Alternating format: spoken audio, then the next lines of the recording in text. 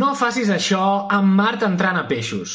Fer veure que no t'enfades. El perill no és la ràbia, el perill és la ràbia que et negues.